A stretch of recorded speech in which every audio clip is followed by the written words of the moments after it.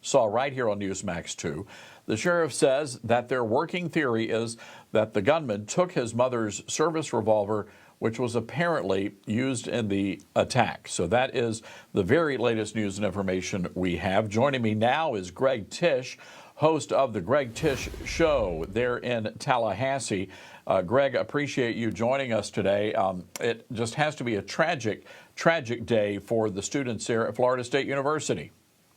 Yeah, Todd, thank you so much for having me. That this has been a difficult day. That to start off with such a beautiful spring day here, and for it to end in tragedy, and the misinformation that has been going on all day, and trying to navigate that sea has been very difficult today.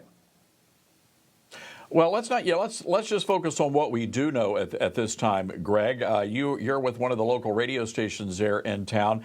The information coming out just moments ago from the sheriff that apparently this young man, a student there at the school, the gunman, and his mother works for the sheriff's department. Is that what you're hearing as well?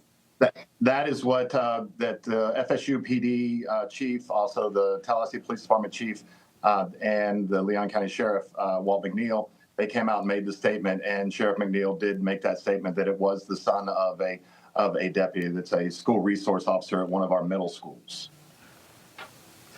Take me through the process there of you guys getting that information at the radio station. I have to imagine a lot of your listeners very concerned about what transpired today. We got right before we had a noon show going on, and we got the FSU alert that there was an active shooter near the student union. And that could be many things, because where the union is located on campus is kind of on the north side of campus, and it's near a very busy road. So you started going through your mind, did this happen on campus or did it happen off campus and the shooter ran to campus? But then information started coming out that every which way, that it just became very confusing, that students were sharing photos, were sharing all sorts of stuff that wasn't true. And so trying to get through the information, of course, you can't talk to law enforcement at the time, that everybody is there trying to help. And luckily today that Tallahassee Police Department was doing exercises. They actually sent out a warning that said that we will be out today doing exercises. So if you hear loud bangs or anything, that please ignore that. Now, did the shooter know this, or they took advantage of TPD saying that, or did the shooter not know this, not knowing that the law enforcement, that the reaction would be so swift?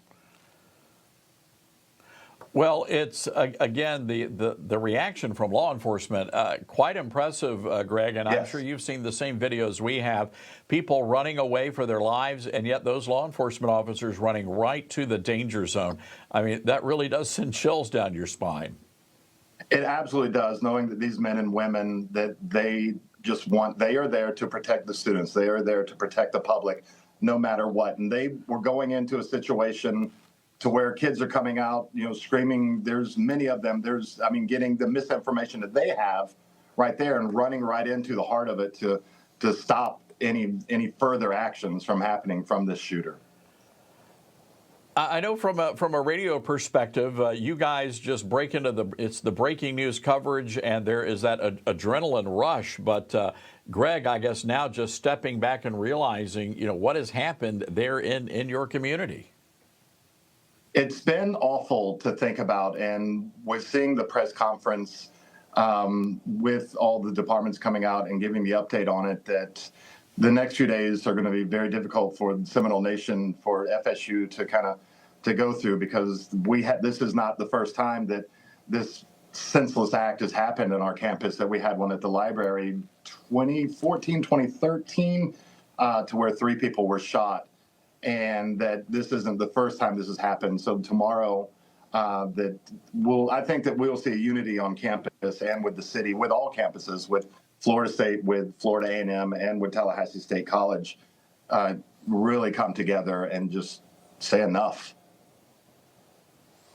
All right, Greg, we're going to have to leave it there. Appreciate you taking time away from the radio airwaves to join us here on Newsmax. Thank you very much for being with us. You are very welcome, and thank you for having me. Again, All right, Greg Tish, everybody, from Real Talk Radio in Tallahassee. And as we have seen in many of these breaking news situations, radio plays a very important role as far as getting news and information, accurate news and information out there to the general public.